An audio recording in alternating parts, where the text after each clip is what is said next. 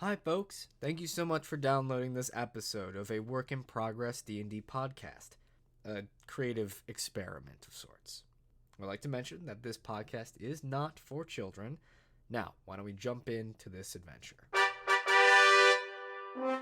Hi folks, it's us again, the three brothers who also do an actual play D&D podcast, separate from the other brothers that do an actual D&D play podcast.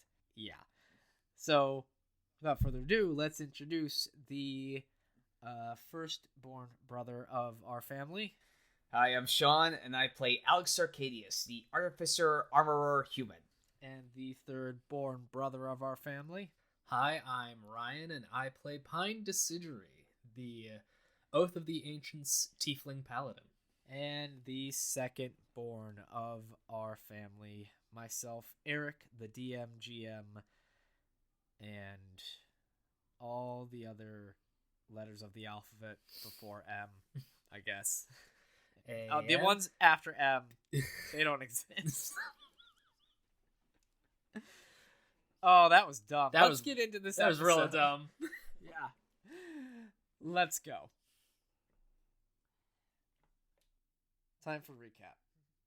Last time on our adventure, our heroes of sorts were able to chat with the Moonstone Dragon, Valafelatar, and, well, without skipping a beat, chopping off his head, consensually, I might ask, due to a magical axe that essentially allowed the dragon to still be alive while only being a head.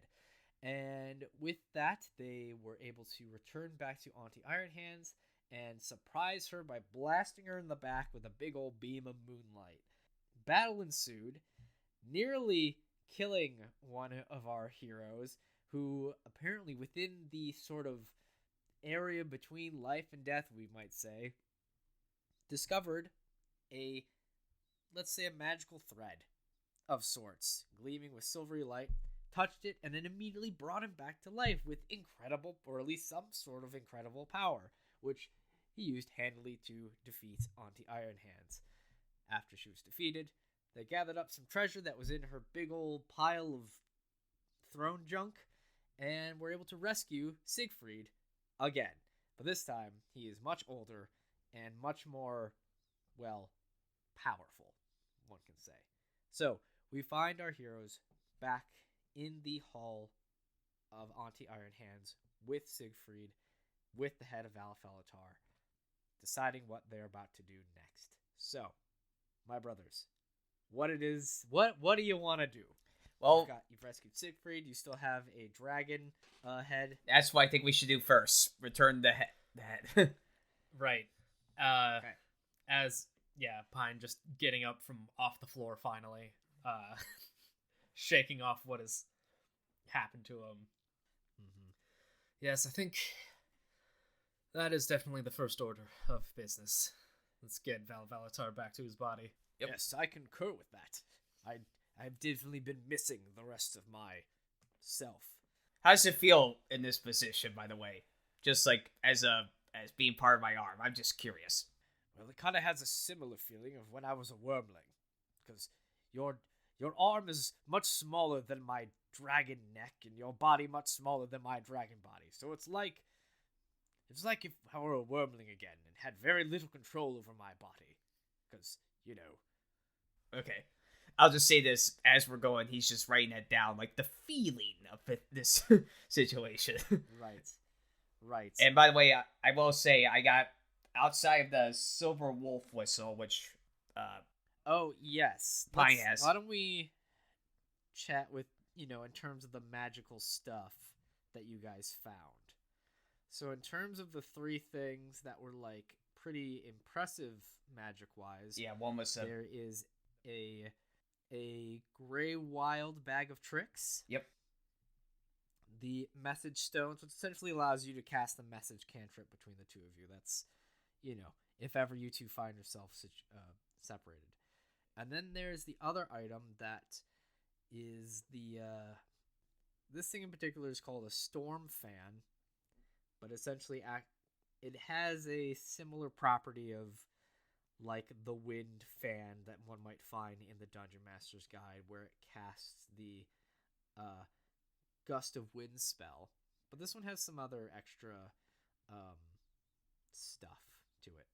So, Of course, there was also perfume, clockwork, pickled snake tongues, and a ting spool of black thread. yes, I wasn't sure what all of those you took. I know Pine took the small wolf skull rotten silver. I think I'll just say that I was just putting it all in my infusion bag of holding. Oh, you Well, so all the I'll- 4 other things? Yeah. I'll say, actually, if I could have that great bag of tricks, Oh yeah. I don't know. I feel like it's something seems like fun. Okay then. Yeah. Oh, I should mention. I'm reaching in. I put that in the bag, and I'm reaching with Valatar's head.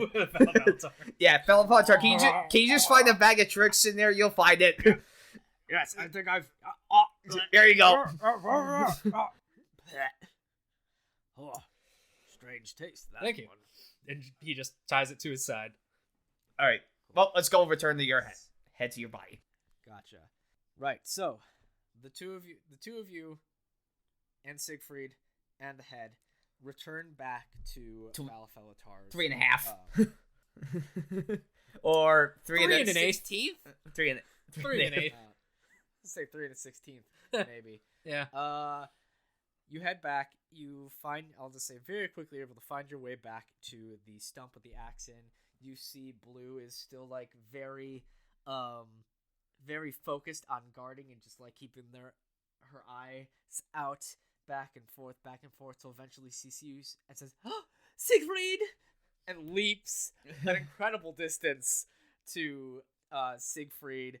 Says, "Yes, Blue, it's so good to see you. I hope I didn't worry you too much." Like, "Oh, no, I'm not worried at all." Well, touching reunions aside, I would like to be returned back to my body if possible. Yes, right. Okay, so my armor. I'm still wearing my armor. My armor like does like a fold back way while holding his head, and I'm just gonna place it down right there. Do I need to move you more closer, or just get you?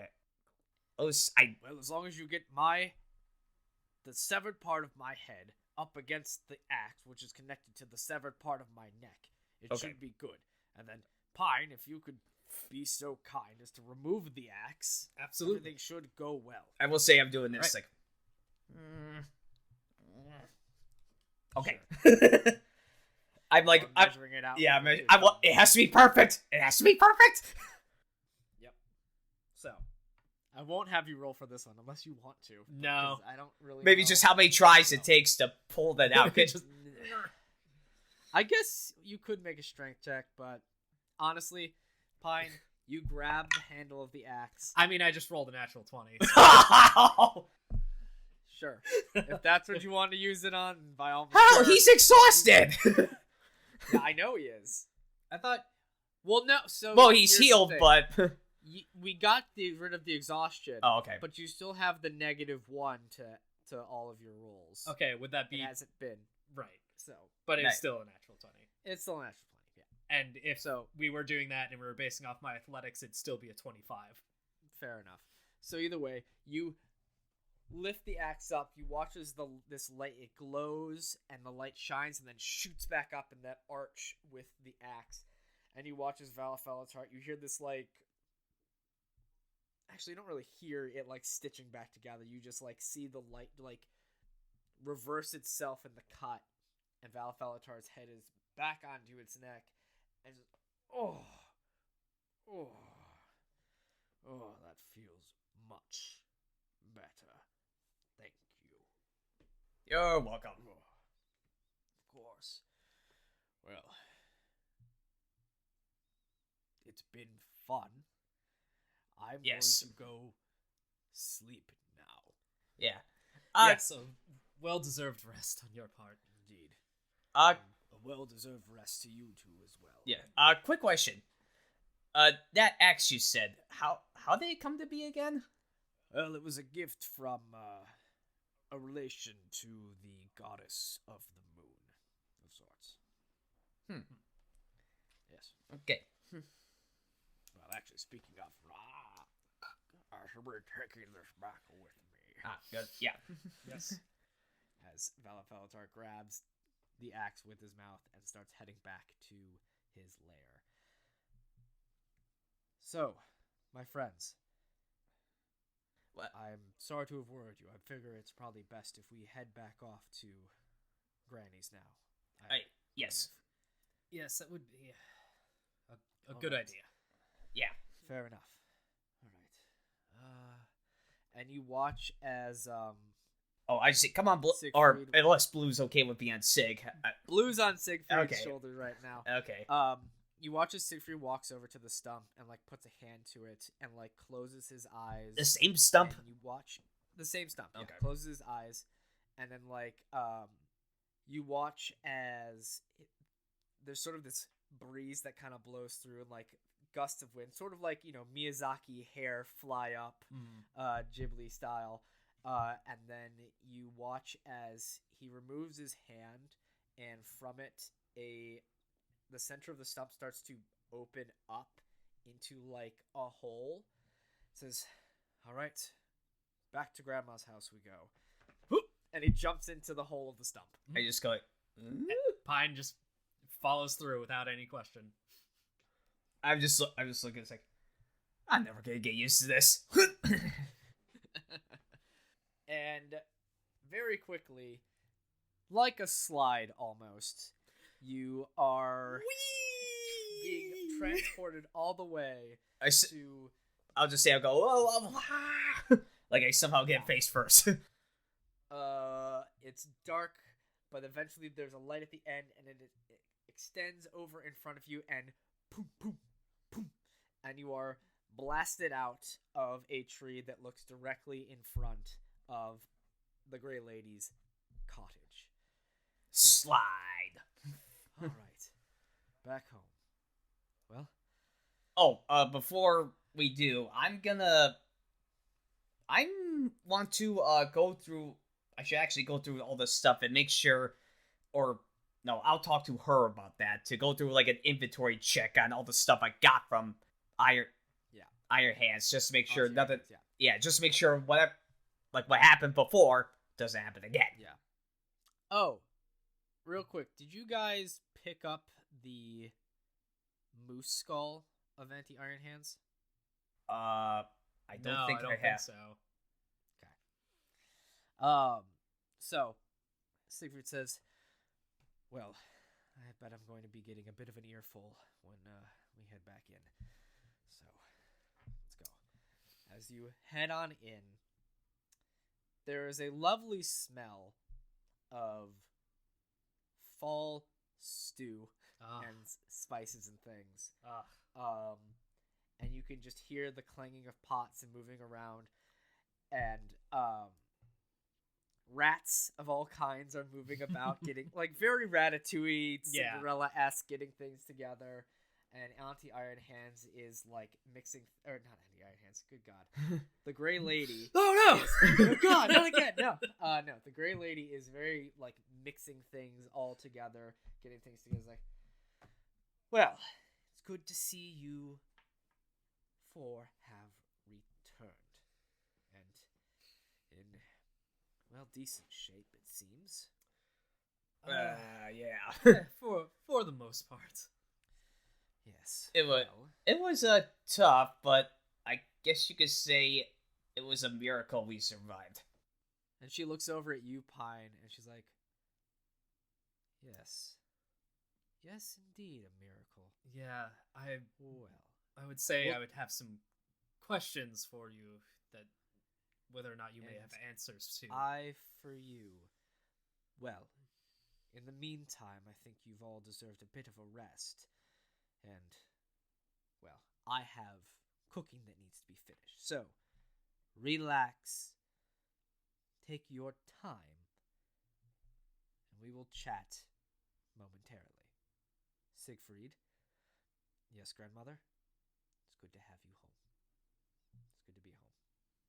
So, with that, she gets things together, and you have a lovely meal a very fall, the most fall spread that you can imagine. Even though out in the material world, it's still coming on to the end. Well, it's probably about towards the end of summer in the material world, while it's fall in the real world here. Yeah.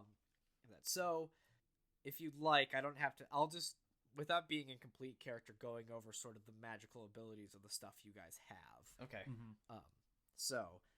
What do you guys do? What things do you want to know first? Do you want to know the magical stuff you have, or do you want to know the let's go over stuff? Let's go the magical stuff. The minor stuff. Oh, I actually said magical. The big main, the main ones. The main ones. The big magic. Yeah. Okay, so in terms of big magic, the one I already said, the message stones are basically just a way for you two to have access to the message cantrip between the two of you. All right. Well, I think I have both of them, so I'll give one to. Yeah. Here. Yeah. This could be useful. No, I think I tossed the other one to you. Oh, right. Yeah. Right. We both have our own. All right. So, I'll start with the storm fan, and I say that because as you open up, instead of like winds and stuff, it looks like a storm over a sea, and like very like storm like in sort of like an art and color in it. Yeah. And when you use it, you roll a d20. If you roll a 1 on the d20, instead of casting Gust of Wind, you cast the Gust cantrip. So it's like not as good. Okay. You basically fart. You basically fart a little puff of wind, but can push someone back 5 feet. Okay. If that happens, it will not, because normally this fan, like you use multiple times, will cause it to have a chance of breaking. Mm-hmm. If you end up getting the Gust cantrip, you don't run the risk of using it again immediately after and it breaking or having a chance to break. If you roll a 2 through 19, it will cast the Gust of Wind spell as normal and will have that 25% chance. 25% chance to break if you use it immediately after again. If you roll a 20 while using this fan, you will cast the lightning bolt spell. Ooh, that's cool. But if that happens and you trying to use it immediately after that, it is a 50% chance to break. Mm-hmm. Yeah. Now, wait, quick question. Yes. What causes the breakage? Basically, like using it. So if you don't let it like sit for a day and try to use it like constantly, like continuously, like throughout this, like a day before you let it like kind of rest for a day, it has a chance of like the magic item breaking. Yeah. What do I roll to determine if it breaks or not? Percentile dice. Oh, percentile a dice. D100. Okay, got it. So 25 or lower, it would break, or if you cast the lightning bolt spell from it, 50% chance or lower, and it breaks. Percentile dice. Yeah. Okay. So wait, you said 50% or lower, it would break. Over 50, it would stay. No, yeah. So like anything above. So if you cast the Gust of Wind spell from it on rolling a 2 to 19, it's a 25% chance of breaking after additional uses. Okay. If you get the 20 and cast lightning bolt from it, that break chance increases to 50%. Right. So yeah, but I'm just saying if I roll like a 51, it won't break. But if I roll below a 50, it will break. Yes. Okay. And Gust cantrip, no breakage, right? No breakage. Okay. Unless it's, maybe after one of the other two. Okay, got it. Yeah. Okay. Yeah. So I'm gonna before you describe the bag to me, as everyone else is like getting ready to eat and cook and stuff like that, Pine just kind of heads out to the little. Is there like a porch on her? Like, home? Nope. She has like her whole garden in the front, and I'd say there's not really a porch, but there's like her garden out front, and whatnot. And if there's like steps that lead down like into it, Pine just takes a seat on the steps. And he just reaches into the bag, picks one, and throws it. And I rolled is it still a D8? It is still a D8, yes. I rolled a 3. I'll get back to that in a second. Because I want to go through these other magical things. Because, Sean, you have the other ones, right? Yeah. Yeah, I have all the other 4 minded ones except the silver wolf whistle, which Pine took. Okay. So real quick, I'll just go through those 4. The Violet Perfume is a lovely perfume that can only be smelled by people with elven ancestry. So if you are a full-blooded elf or somehow have elven ancestry within your line, you'd be able to smell the perfume. Okay. The little tiny clockwork periton, which is essentially like a big bird but with a deer head. It's a little tiny clockwork version of it. It's missing some stuff. Okay. But normally you could say with all the right stuff and some magic, it would basically be like a little flying clockwork figurine. Okay. The tiny spool of black thread basically never runs out of this thread. So like you can unspool it forever and it won't. And like, if you snip off a piece, that piece is used up. But basically it's an unending spool of black thread. Okay, hang on. Never ending. And you said the clockwork can turn into a flying clock if I fix it. Well, so it's it's like a tiny little clockwork figurine that is missing, mechanical bits to actually let it fly. Okay. Do its thing. And then the jar of pickled large serpent tongues is a jar of pickled large serpent tongues. Okay. And what is the wolf whistle? Oh, it essentially, it's like a dog whistle, but for werewolves. Okay. And like wolves, it's basically like a dog whistle that also, werewolves or, wolf-like creatures. Like dire wolves, maybe, or even like things known as shifters, who basically have like a wolven ancestry, like a wolf or like a lycanthrope or a werewolf ancestry, things like that. Okay, so back to you, Ryan. You rolled a 3. Yes. Okay, so as you put your hand in and you pull out a thing, very briefly as you throw this ball, you notice it is this sort of like real nice velvety black fur. But you also notice parts of said fur have like sharp, barbed things on it. Mm-hmm.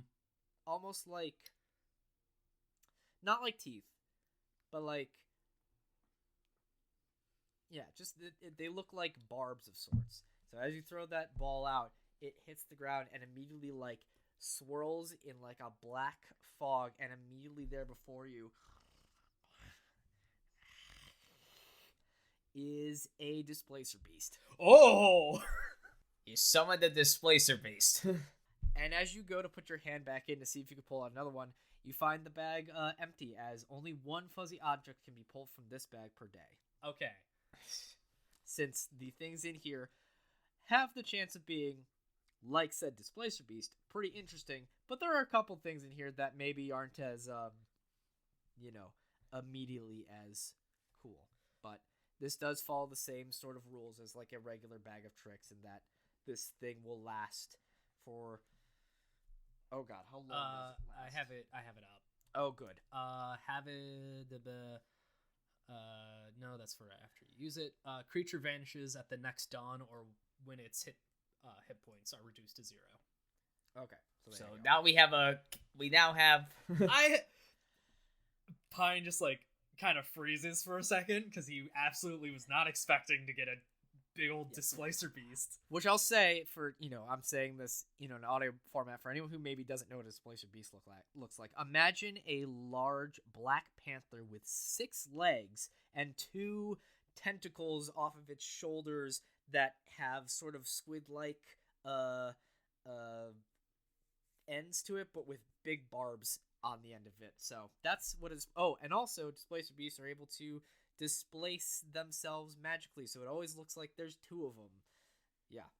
So what do you do, Pine? I'm shocked that you rolled 3, because like there's so many other things on here that like would have easily also made you be like, whoa. But there's like 2 on here that I hope you get. Okay. Because they are, we'll say.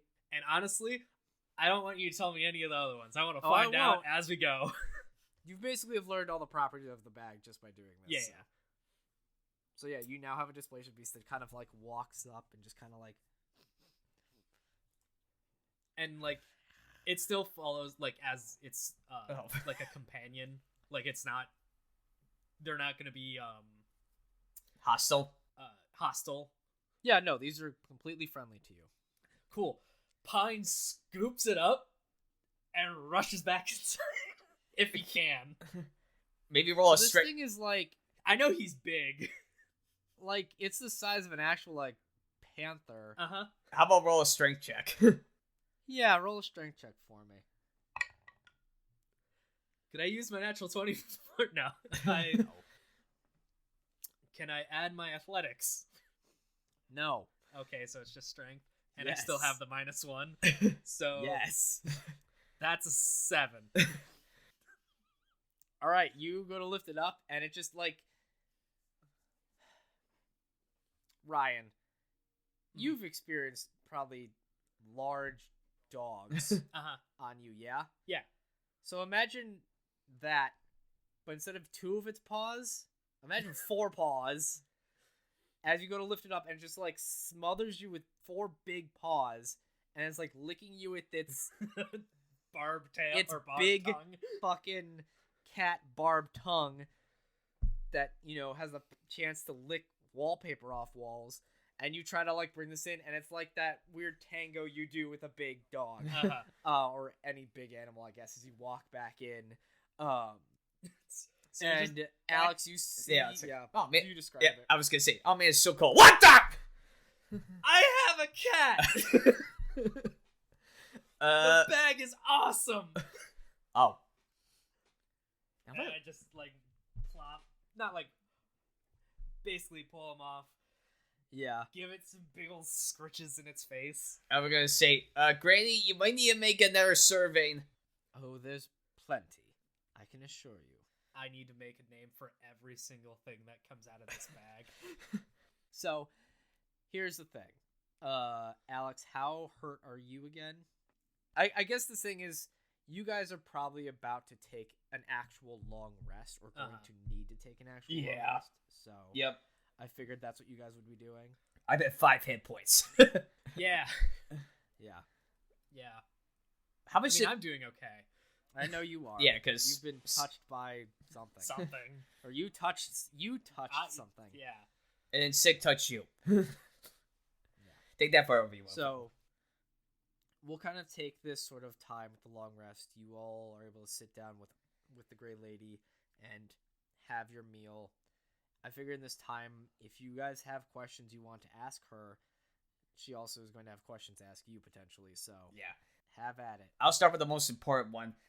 I'll show her like all the things that we got from her. Okay, are any of these in a way enchanted? So nothing like what happened before happened again. No, none of the stuff you have here is of my sister. Okay, good. No. Things are safe. You did defeat her, I imagine. Yeah. We did, and that was my other question. Was we defeated her, but she's not gone, is she?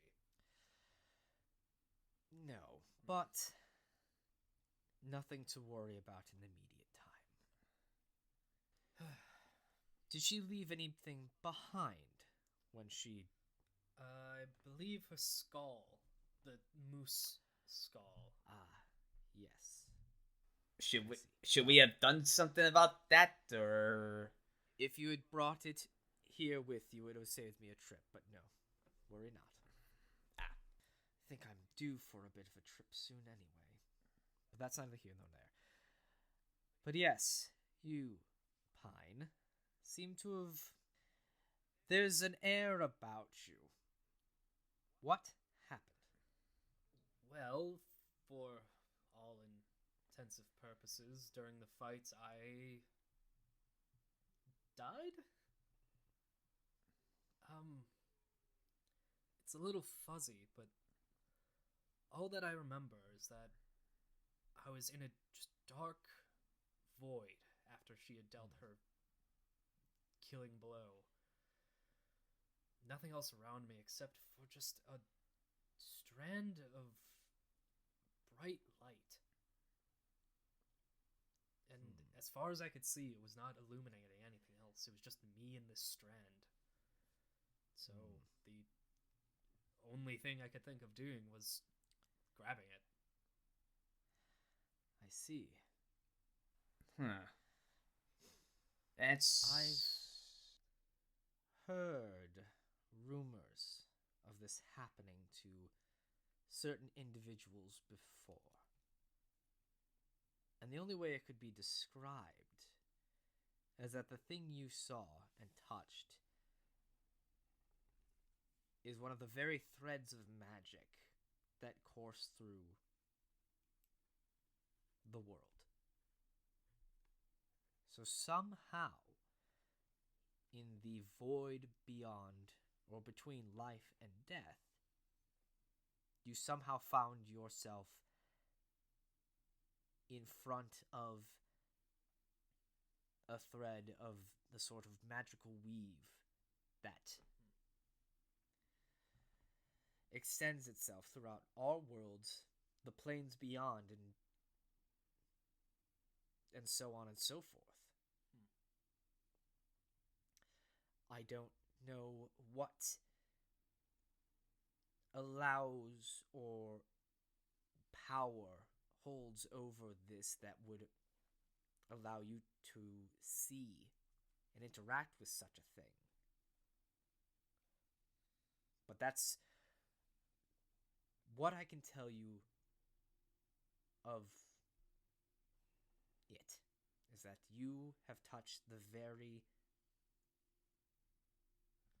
primal essence of magic itself. Huh. That's very informative.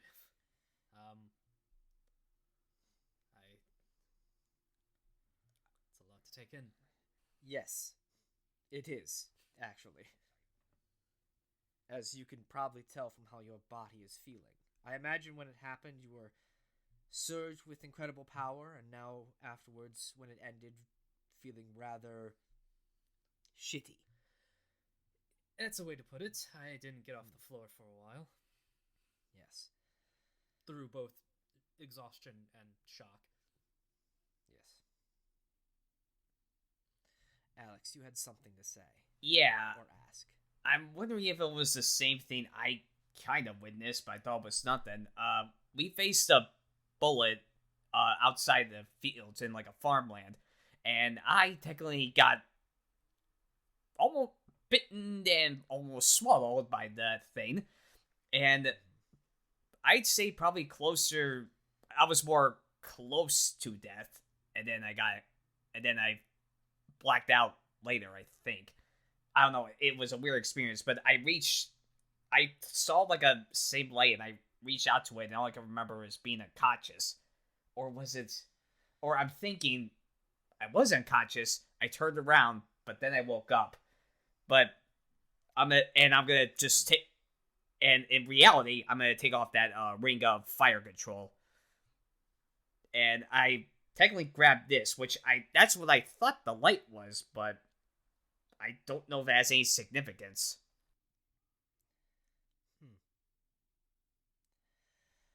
I mean, magical items are things that hold magic in them, so it might have some sort of connection with, the very essence of magic itself. But if you are also potentially experiencing some sort of connection to the very primal force of magic itself, I can only imagine why. I'm not sure exactly why. I can't give you an answer, each of you, as to why you find yourselves in a space where you can touch magic, essentially. All I can say is it seems to only happen in a moment of near death. And I don't know how many times your body would be able to take the strain of such a thing if it were to happen more than once. Oh. It would grant you great power, but at the same time, it would also, that power would burn fast and bright. Okay.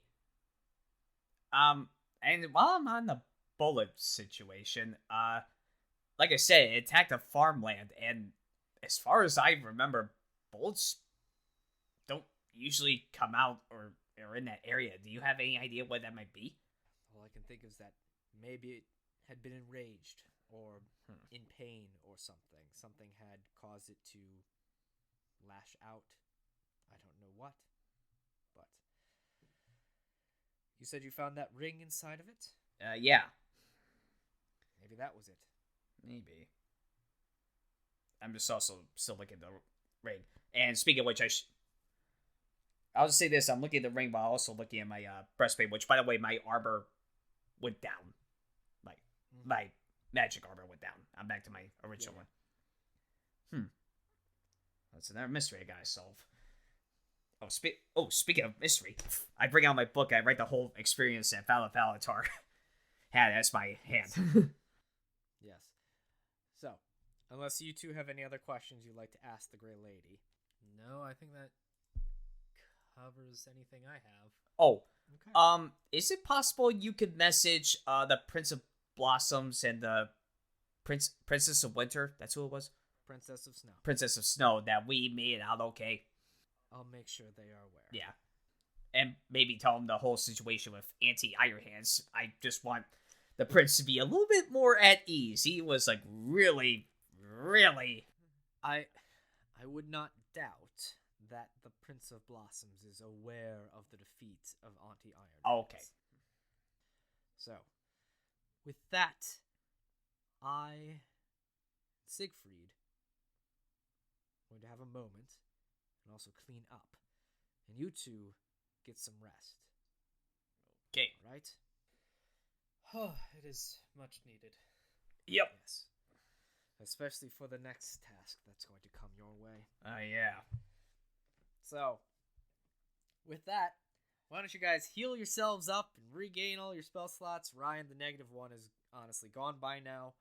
I think I said it only lasts like an hour. The last episode. I thought you said something. it lasted till the next rest. I don't remember. Oh, Well, it's gone now. Either way, it's gone. It's gone now. So you are back to your regular rolls at no plus, no negative, yay. other than what you have. So, with that,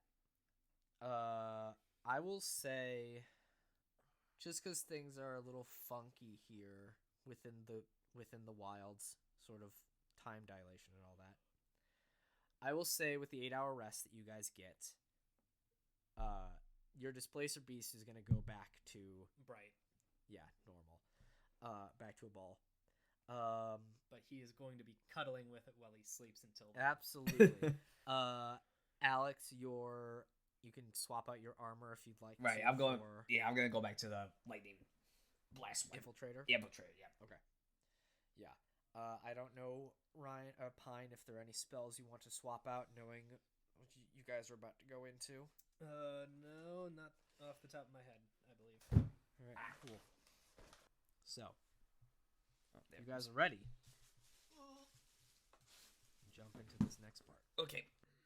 So, after a nice long rest that you both deserved, you find yourself coming back down to the kitchen area, the dining area of the Græy Lady's cottage. And you see the Græy Lady kind of just sitting there, messing with something. Like, seems preoccupied and like kind of looking off, and is also like kind of fidgeting with something in her hands. Eventually turns to look and she says, I hope that you both have had a good relaxing 8 hours. Oh, it was wonderful. Just wish my buddy could have stuck around a little bit longer. Well, that is the case with those kinds of bags. Well, before Siegfried is out and ready, there's something I'd like to give you two. Okay. as a gift and a thank you for rescuing him again. And she holds in front of you the bottle of the gray memory salt. Right. Something tells me you might need this. Whether soon or down the line of your adventures, wherever it takes you. I must warn you, though, using this on the material plane will draw the eyes of certain individuals who seek this thing. For you see, this memory salt comes from only one place, and that is the bottom of the river Styx. It is essentially the remains of the memories that are washed off of those who are bathed in the river. It makes for a wonderful seasoning, but also has the ability to bring someone's memories back to them, or allows you to relive certain memories. And due to this power, there are those who seek it.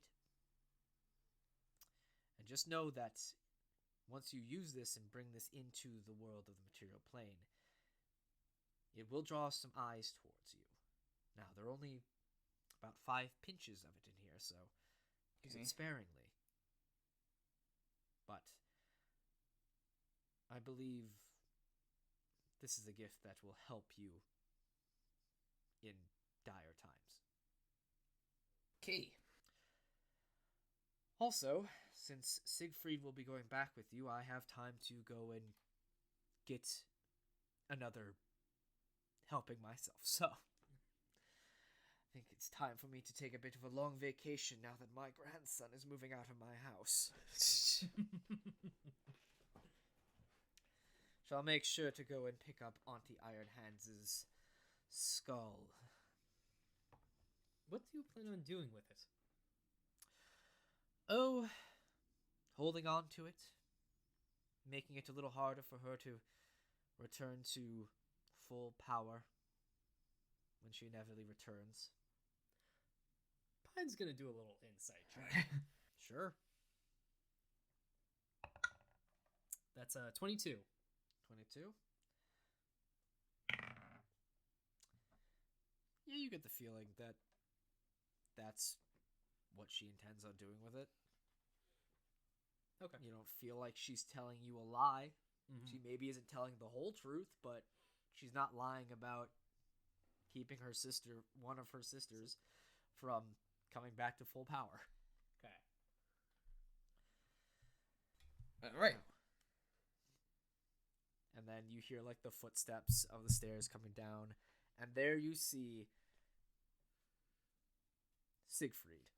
Mm-hmm. Hair tied back into a ponytail, wearing light but impressive sort of chain like linked shirt, armor, other sort of traveling clothes over top of it, a sort of elven made cloak, and on his hip a rather impressive looking moon shaped sickle. Well, grandmother, it seems I am I like admire the equipment. He strikes quite an impressive figure. Yep.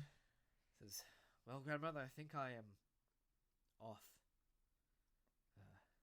Back home. It means a lot to me that I've been able to be with you these many years. Says, yes, I'm glad to have been able to be with family during these trying times. But, and this goes for you two as well, my cottage is always open. And I'll even make it so that the magic here maybe doesn't change as frequently compared to other parts of the wilds. So that way, maybe some of your rat friends will remain the same age sooner rather than later. That'd be wonderful. Yep. So, Tell him we hope to see him again. of course. Well, grandmother, I'm off to grandmama. I'm off to go see grandfather, and I guess reclaim a dukedom. Seems so strange. Don't worry, you'll have plenty of advisors and helpers who mean well that will help get you up to speed and make it so that you'll be a great, great leader of the dukedom. Yeah, we know too. That's good to know.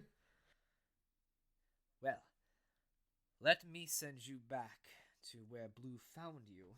Wait, companion for the road. Oh boy. I rolled a displacer piece.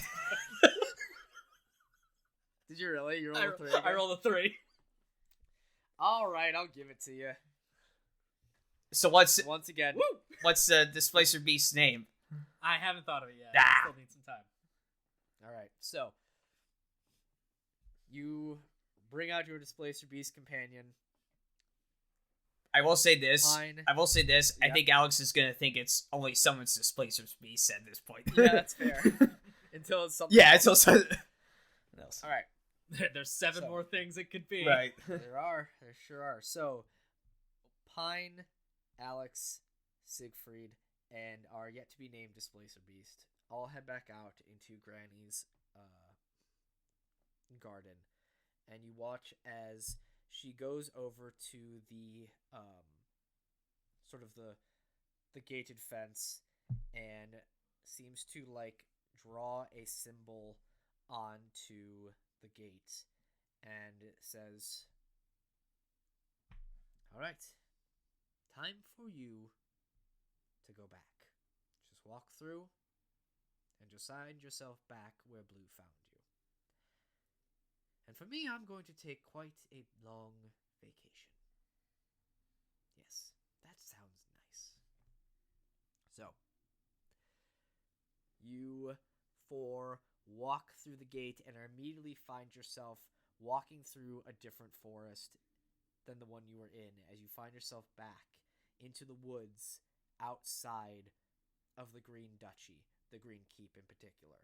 Mm-hmm. While only an hour has passed since you've been on your adventure. And we will come back to what happens next in a little bit. We're going to take a break, folks. See you soon. Hi, folks. Welcome to the mid-break. It's me, Eric from the future, and I just want to quickly say thank you so much for downloading this episode of the podcast, especially because this is one of 2 that will be released today on our 1-year anniversary of releasing our first episode of the podcast. So let's get back to it. Hi, folks. We've returned. So, our companions and their friend Siegfried and their new 1 in 8 chance of getting Displacer Beast friend companion have just come back into the clearing where they left Roma what feels like so long ago. And as you return, you can see sitting on in like the center with her elf owl just kind of like perched on top of her staff. You see Roma stands up, turns around, and says, "Oh, you're back." It's been a trip. I mean, you've only been gone for, I must say, an hour at most. That's what happens when you venture into the Grey Wilds. Time works a little differently. Yeah, by the way, he's friendly. He's friendly, right? I'm looking at Pine. I let him sleep with me last night. Yes, he's friendly. Okay, he's friendly. I once more, I feel like I have so many questions for the two of you, but at the same time, are you Siegfried? Yes, it is I. I am Siegfried Pendragon of the Green Duchy, and I have returned to, I guess, save the dukedom. Also, Siegfried, this is Roma. This is the advisor, the magical advisor to the Duke. Yes, it's an honor to meet you. Last time I saw you, you were but an infant. Yes, I can honestly say I don't remember you, seeing as I was, well, I don't think I developed many memories of my time here when I was rescued from the tragedy.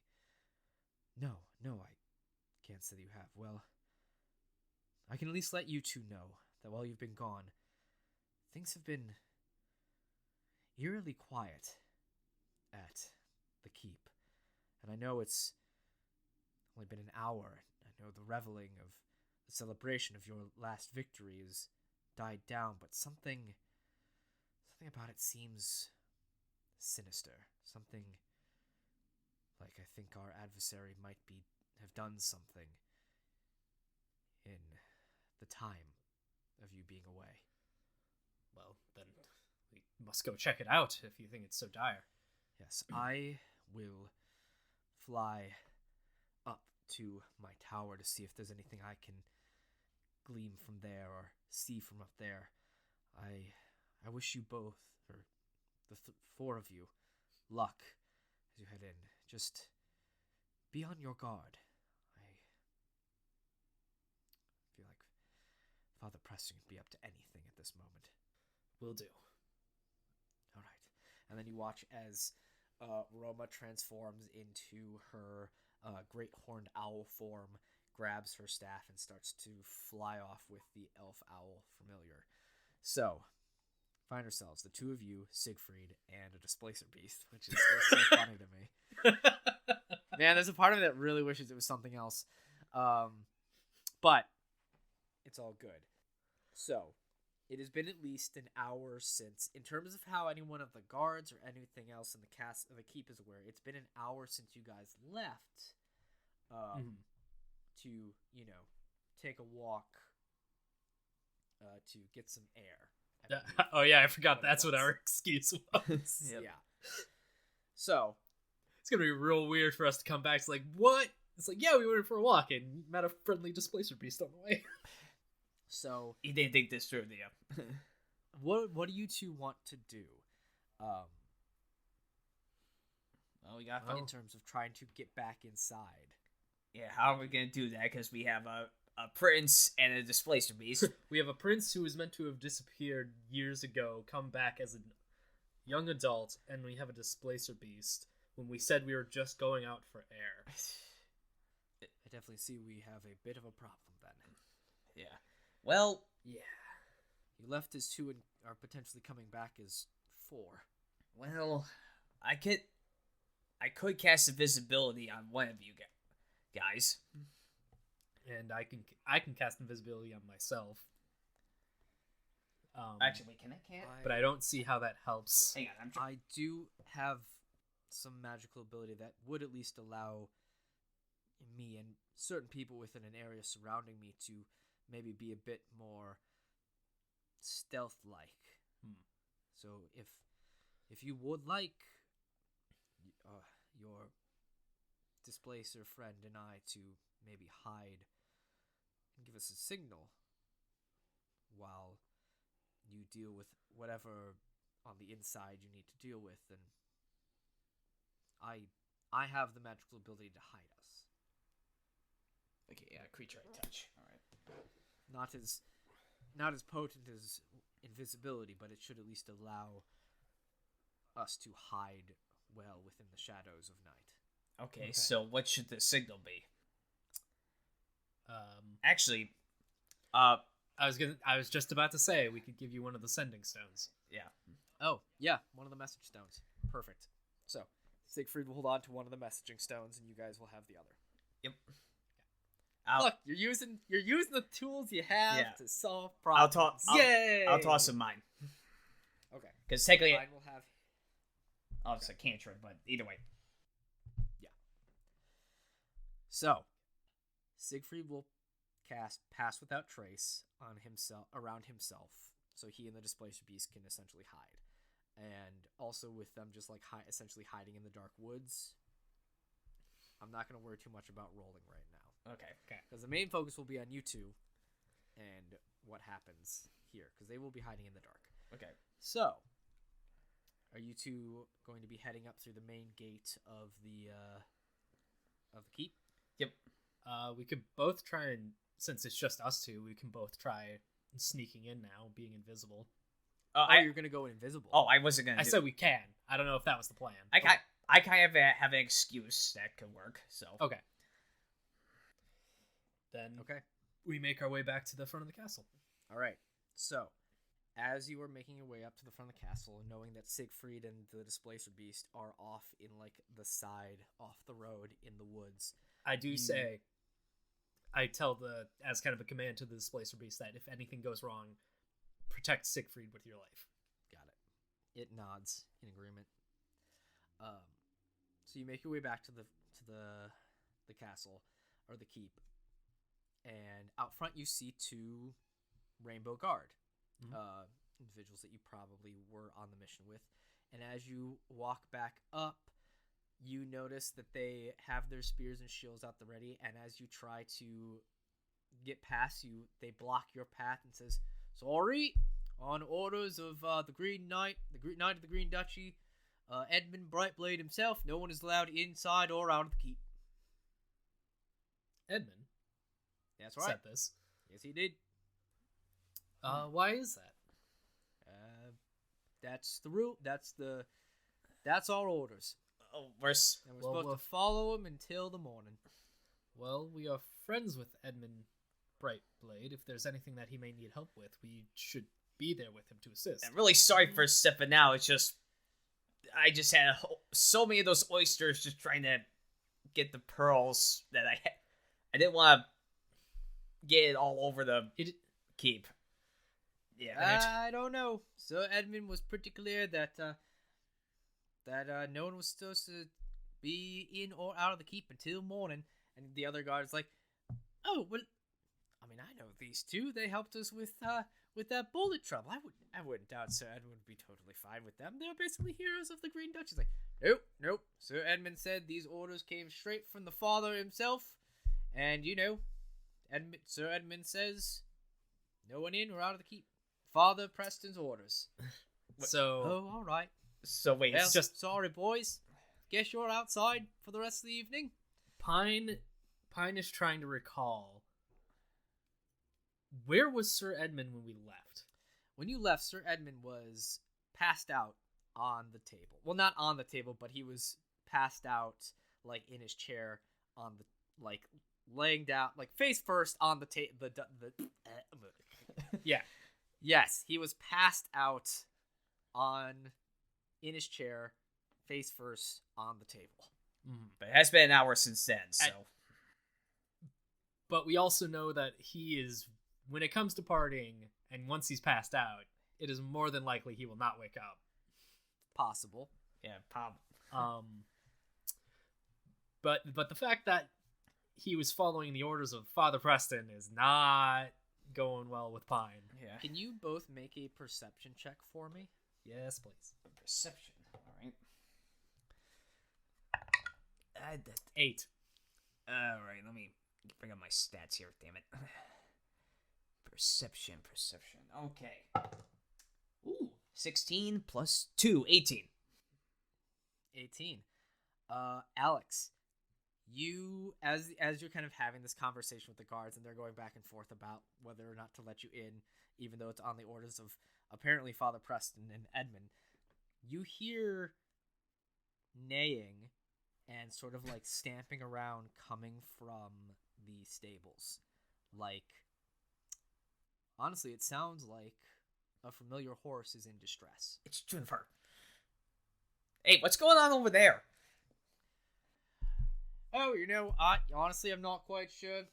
Well, the horse has been all sorts of uppity and surly since, Pine goes running. says, "Hey, no, you're not allowed to pass through here." Oh, is it past the gate? I thought Yeah, it was... no, the horse Oh, is like okay. past the gate. Then the guards says, Oh, okay. "Oh yeah, well, the horse has been all sorts of surly and uppity since Sir Edmund and Father Preston came down here and gave us the order and all that." Yeah, I think it's Juniper actually. That does sound like Juniper. She normally wouldn't act like that unless something was wrong with Edmund. Yeah, very. Yeah, I mean, Edmund seemed pretty all right when he came down to see us with Father Preston and all that. Yep, they gave us the order to let no one in or out until sunrise. So, sorry, boys, you're still stuck outside. And fortunately, Juniper might just have to stamp away and get it all out of the system. Is all. So, sorry.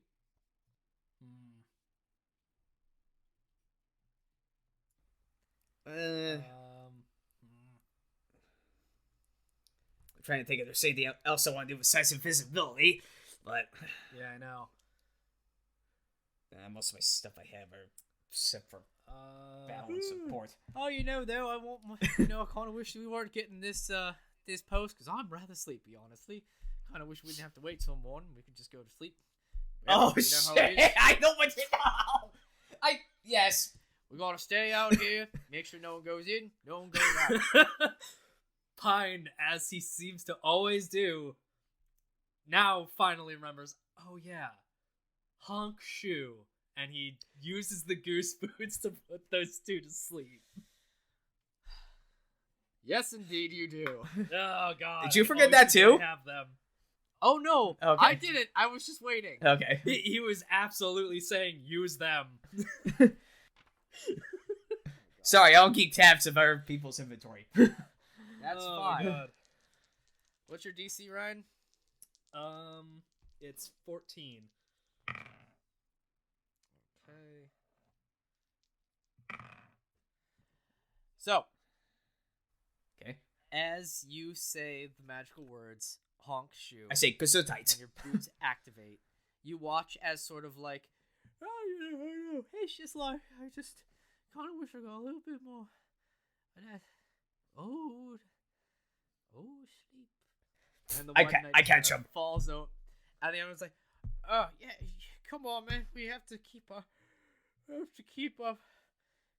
orders. All right. Can't be fall asleep on the job." The one that was like maybe a bit more lenient is caught by Alex. The other one, who's clearly a bit more stern, falls over and just like falls against the wall and slumps down into a sleep. And so, the two guards outside are asleep. All right. I'm gonna just try to. If there's like a stool or whatever, I'm just gonna shut him down. Try to still look professional.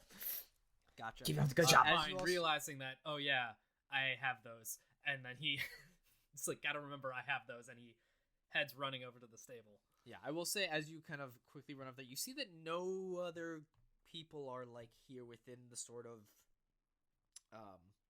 on the grounds of like the keep, and you don't really hear anything else from inside either. Right. So you run on over. Do you let Edmund or Siegfried know what's going on? Well, In a moment. Okay. let's figure out what Juniper. First, yes. All right.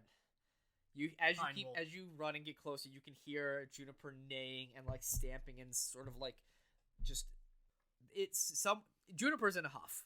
Right. Juniper seems And- to be distressed. As Pine is like getting close, he does cast Speak with Animal. Speak with Animals on himself, and he gets in there, and he just goes, Juniper, what's wrong? Oh my stars, Pine. He did something to him. I don't know what, but Father Preston did something to Edmund. My sweet, sweet Sir Edmund. All I know is Father Preston brought him out here, told him to see something, and then suddenly Sir Edmund wasn't acting like himself no more. And I'm so worried. I'm so glad you're back. I was trying to get everyone's attention. No one was listening to me. I'm so glad. I'll just say this. All I hear is. That's all I hear. I'm glad to see you too, and I'm glad to see that you're right, but where did they go? I don't know. I think something inside. Apparently, I think I overheard Father Preston saying something about showing Sir Edmund something beneath the keep. Something that he had to make sure that no one else was going to get inside. And especially since he knew the two of you were out already. Well, I don't know. Something beneath the keep. I don't even know where that might be. I don't know. I'm so scared for Master Edmund. I don't know what I'd do if he... Oh. It's gonna be okay. I just give her a nice, soothing, like, pets on her muzzle, on her nose. I'll trust you, Pine. I know you'll be able to set things right. We're gonna make it through this, all right, Juniper? We're gonna save Edmund. We're gonna save the duchy. We found Siegfried. No. Yes. Yes. Incredible. And he's here to help, so Oh, good. we'll get through this. If you could, I know I can't really do much of anything like inside, but if you could, maybe untie me, maybe I could stop someone from escaping. Absolutely. All right. Yeah, I get it. So she's free and can be let out of her stable. All right. Cool. All right. And I'll just say I'm like at a midpoint between the gates and where Pine is. Okay. yeah, as I'm walking out of the stable, I will contact Siegfried and say the path is clear. Head up to the castle and meet us by the stables. All right. So Siegfried and the Displacer Beast both follow up, and you're all, I guess, meeting by the stables. Siegfried looks over and says, "Huh, I can see you took my grandmother's boots with you, huh?" Yes, I often forget I have that.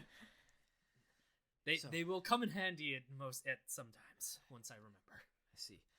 So, what's going on? What's the plan? I should say this. So- Alex is keeping in mind that I'm keeping tabs of inventory from now on. All right. They're my boots. I've attuned to them. They are mine. They are. I my know. It's responsibility just the whole to thing get. with that one ring. Also, I haven't forgotten about that. Yeah.